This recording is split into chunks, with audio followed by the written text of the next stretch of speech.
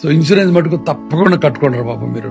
Medical insurance, not life insurance. Life insurance, LIC అవి వేరే విషయం.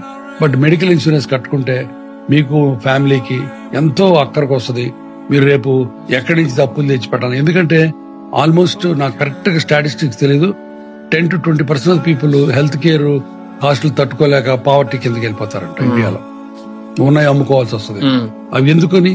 కాబట్టి మంచి హెల్త్ కేర్, మంచి రిజల్ట్స్ వచ్చే ట్రీట్మెంట్స్ అన్ని కాస్ట్లీ. ఇప్పుడు ఒక స్టెంట్ వేయాలన్నా, ఒకటి చేయాలన్నా లక్షల్లో ఉంటాయి. మెడికల్ ఇన్ఫ్లేషన్ లక్షల్లో ఉంటాయి. పాత రోజులలాగా చిన్నది, ఈవెన్ జ్వరానికి వెళ్తే ₹1,00,000 అంటారు. బట్ జ్వరం అంటే పాత రోజులలాగా సింపుల్ వైరల్ ఫీవర్ కాదు. It can be dengue, it can be something else. Platelet పడిపోతే ప్రాణ ప్రమాదం. అవన్నీ బ్లడ్ టెస్ట్లు చేయాలి. కాబట్టి ట్రీట్మెంట్ కాస్ట్లీ అయిపోయింది. అలాంటప్పుడు మనల్ని రక్షించేది ఇన్సూరెన్స్. సో అది తప్పనిసరి, ప్రతి వాళ్ళు చేసుకోవాలి.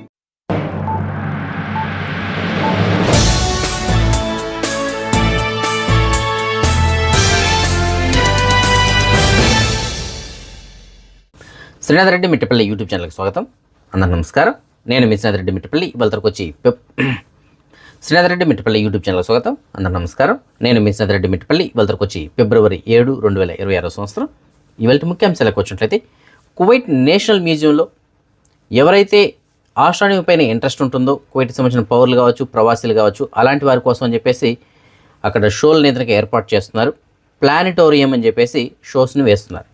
సో అవి రోజుకి 2 పూటలు అయితే ఉంటుంది. తెల్లవారితో 2 గంటలు, సాయంత్రం 2 గంటలు. టైమింగ్స్ వచ్చి ఉదయం 10:30 నుంచి మధ్యాహ్నం 12:30 వరకు ఉంటుంది. అలాగే సాయంత్రం 4:30 నుంచి మళ్ళీ 7:30 వరకు ఉంటుంది. మొత్తం మీద 7 షోలు అయితే ఉంటాయి. ఒక్కొక్క షో సుమారుగా 20 నిమిషాలు అయితే ఉంటుంది.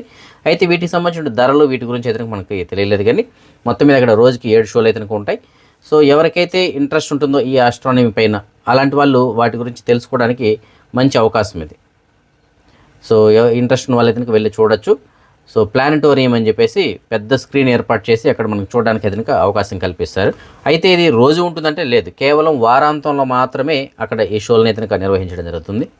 కువైట్కి సంబంధించినటువంటి మున్సిపల్ అధికారులు ఫహైల్ ప్రాంతంలో ఉన్నటువంటి ఇండస్ట్రియల్ ఏరియాలో తనిఖీలు నిర్వహించడం జరిగింది. ఈ తనిఖీల్లో పలు ఉల్లంఘనలుగా నమోదు చేశారు. క్లీనింగ్కి సంబంధించి సుమారుగా క్లీనింగ్కి సంబంధించినటువంటి ఒక 6 ఉల్లంఘనలు నమోదు చేసినట్లు, అలాగే రిమూవల్ వార్నింగ్స్ అయితే ఒక 40 ఇచ్చినట్లు తెలియజేస్తున్నారు. అంటే ఎవరైతే వాహనాలని చాలా కాలంగా వదిలివేసింటారు అలాంటి వాటికి సంబంధించి 40 వార్నింగ్స్ కూడా ఇచ్చినట్లు తెలియజేస్తున్నారు. అలాగే కొన్ని వాహనాలు అక్కడి నుంచి తొలగించినట్లు కూడా తెలియజేయడం జరుగుతుంది. వాటికి సంబంధించిన వీడియో కూడా ప్లే అవుతుంది, చూడొచ్చు. కాబట్టి మీ వెహికల్స్ని ఎక్కడ కానీ ఎక్కువ రోజులు ఒకే దగ్గర పార్క్ చేసి వాటిని యూజ్ చేయకుండా వదిలేయకండి. అలా వదిలేసినట్లయితే మున్సిపల్ అధికారులు వాటిని తొలగించడం జరుగుతుంది. దాన్ని ఎప్పటికప్పుడు అట్లీస్ట్ మనం వాడకపోయినా క్లీన్ అనేది సరే చేస్తూ ఉంటే అది వాడుతున్న దాంతో సమానంగా చూసి వాళ్ళు అలా ఉంచడం జరుగుతుంది. అలాగే మనం ఎక్కడంటే అక్కడ పెట్టకూడదు. ఎక్కడైతే మనం పార్క్ చేయడానికి వీలుంటుందో అలాంటి చోట మాత్రమే పెట్టాలి. పబ్లిక్ ప్లేస్లో పెట్టకూడని చోట కనుక మనం పెట్టినట్లయితే వాటిని కూడా తొలగించడానికి అవకాశం ఉంటుంది.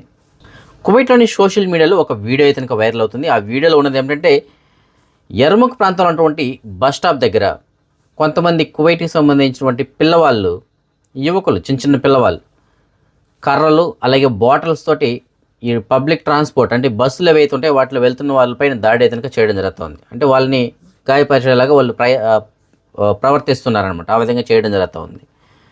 సో దాంతో అక్కడ ఒక ప్రయాణికుడు అయితే దీన్ని వీడియో తీసి పోస్ట్ చేయడం జరిగింది. పోస్ట్ చేసిన తర్వాత అతను క్వశ్చన్ చేశాడు. ఆ వీడియో చూసిన తర్వాత చాలామంది నెటిజన్లు అయితే కామెంట్లు కూడా పెట్టడం జరుగుతుంది. ఏమని? సో కువైట్ ఇవన్నీ కూడా మంచిది కాదు, ఎందుకంటే కువైట్ గవర్నమెంట్ ప్రస్తుతానికి టూరిజం అలాగే విజిటింగ్ ఇలాంటి వాటిపైన అయితే దృష్టి పెడుతుంది. ఎక్కువ ఇక్కడికి టూరిజం పైన డెవలప్ చేసుకోవడానికి అయితే చూస్తూ ఉంది. దానికి అనుగుణంగా ప్రయత్నాలు అయితే చేస్తుంది. అలాంటి సమయంలో ఈ విధంగా చేసినట్లయితే ఇది కువైట్ ప్రతిష్టకే భంగం కలగడానికి అవకాశం ఉంటుంది. కాబట్టి తల్లిదండ్రులందరూ కూడా వారి యొక్క పిల్లలు ఏ విధంగా ఉంటున్నారు, వాళ్ళు ఏం చేస్తున్నారు, వారు సరైనటువంటి మార్గంలో వెళ్తున్నారా లేదా, వారి వలన ఎవరికైనా నష్టం కలుగుతుందా లేదా, ఇలాంటివన్నీ కూడా వాళ్ళు ఎప్పటికప్పుడు గమనిస్తూ ఉండాలి. ఆ విధంగా చేయని పక్షంలో దేశ ప్రతిష్టకే భంగం కలగడానికి అవకాశాలు ఉంటాయి. ఎందుకంటే టూరిస్ట్ పరంగా డెవలప్ చేయాలనుకున్నప్పుడు వివిధ దేశాల నుండి వచ్చినప్పుడు వాళ్ళకి ఏదైనా సరే చిన్న ప్రాబ్లం జరిగినా ఇక్కడ అది పెద్ద ఇష్యూ అవుతుంది. సో దానివల్ల దేశానికే చెడ్డ పేరు వస్తుంది.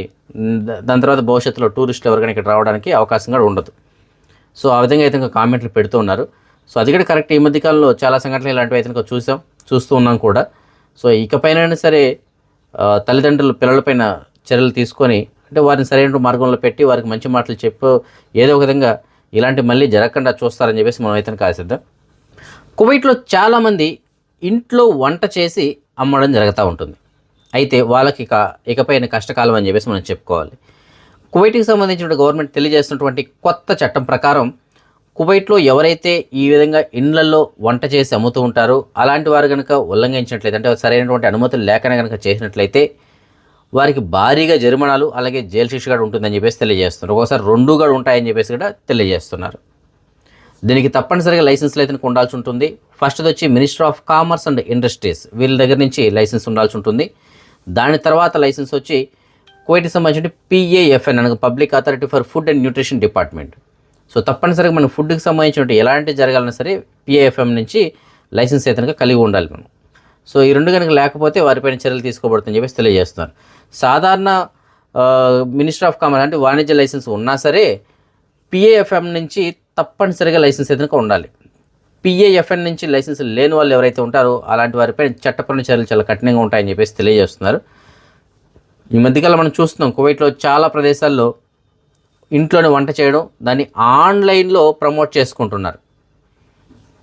వంటల గురించి అది ఎవరైనా కావచ్చు, ప్రవాసీలు కావచ్చు, కువైట్కి సంబంధించిన వాళ్ళు కావచ్చు, ఆన్లైన్లో పబ్లిసిటీ చేసుకోవడం జరుగుతుంది. కాబట్టి గవర్నమెంట్ ఏం చేస్తుందంటే సోషల్ మీడియా వేదికగా ప్రస్తుతానికి వాటిని పరిశీలిస్తూ ఉంది. సో ఎవరైతే ఈ విధంగా యాడ్స్ పెడుతున్నారో, ఎవరైతే ఈ విధంగా ప్రమోట్ చేసుకుంటున్నారో వారిని దృష్టిలో పెట్టుకొని వారిపైన దృష్టి సారించి వారిపైన చర్యలు తీసుకోబడుతుందని చెప్పేసి తెలియజేస్తున్నారు. సింపుల్గా మనం చెప్పాలంటే ఒక సోషల్ మీడియాలో ఒక యాడ్ వచ్చింది, పలానా ఫుడ్ ఐటమ్ మేము అమ్ముతామని చెప్పేసి ఇలాంటి ఇంత ధర అని చెప్పేసి పెట్టింటారు.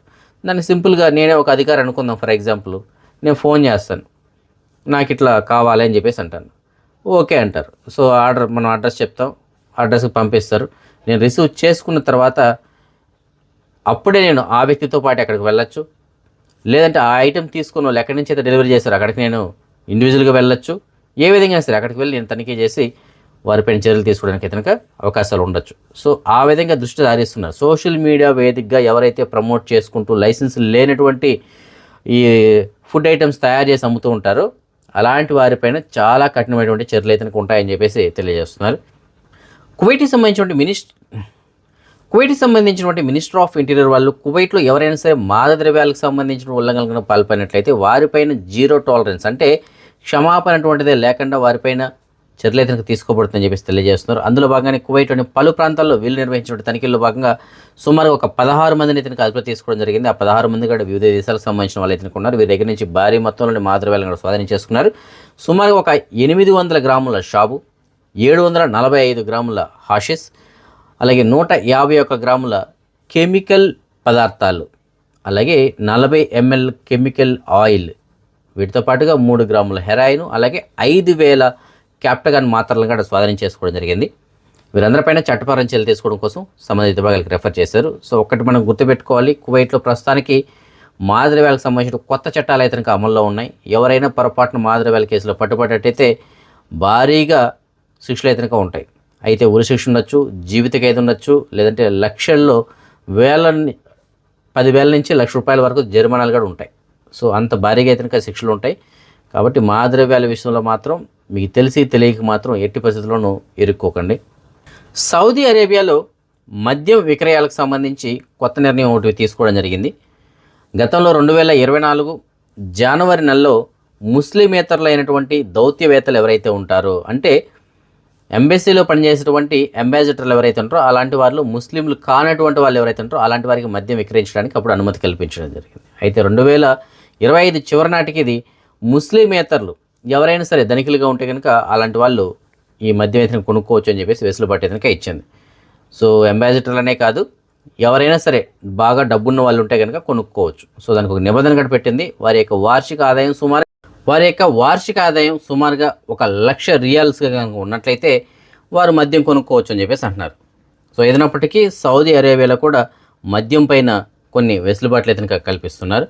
అదే మనం ఈ మనీ ఎక్స్చేంజ్ విషయానికి వచ్చినట్లయితే ప్రస్తుతానికి ఒక కువైట్ దినార్ మన భారతదేశం రూపీస్లో సుమారుగా $294 ఉంది. బంగారం విషయానికి వచ్చినట్లయితే మాలియాలో ఉన్న సూకల్ వెతిలో ఉన్నటువంటి షాప్ నెంబర్ 121లో ఉన్నటువంటి FK జ్యువెలర్స్ వాళ్ళు మనకు అందించిన సమాచారం మేరకు 22 క్యారెట్ల బంగారం ప్రస్తుతానికి 1 గ్రామ్ ధర 45 దినార్ల $322 ఉంది. అదే 24 క్యారెట్ల బంగారం బిస్కెట్ రూపంలో బంగారం ప్రస్తుతానికి 1 గ్రామ్ ధర 49 దినార్ల $424 ఉంది. ఫ్రెండ్స్, ఈ బంగారం అలాగే ఎక్స్చేంజ్ ధరలకు సంబంధించిన అప్డేట్స్ మన వాట్సాప్ ఛానల్ లాగా నేను ఎప్పటికప్పుడు అప్డేట్ చేస్తుంటాను. కాబట్టి వాట్సాప్ ఛానల్ కూడా మీరు ఫాలో అయినట్లయితే మీకు ఎప్పటికప్పుడు బంగారం అలాగే ఎక్స్చేంజ్ ధరలకు సంబంధించినటువంటి లేటెస్ట్ అప్డేట్స్ కూడా అందుతూ ఉంటాయి. సో ఈ ఫ్రెండ్స్ ప్రస్తుతం అప్డేట్స్ రేపు రాత్రి 9 గంటలకు వచ్చిన వీడియోలో మరిన్ని అప్డేట్స్ తెలుసుకుందాం. అందరికోసం జై హింద్.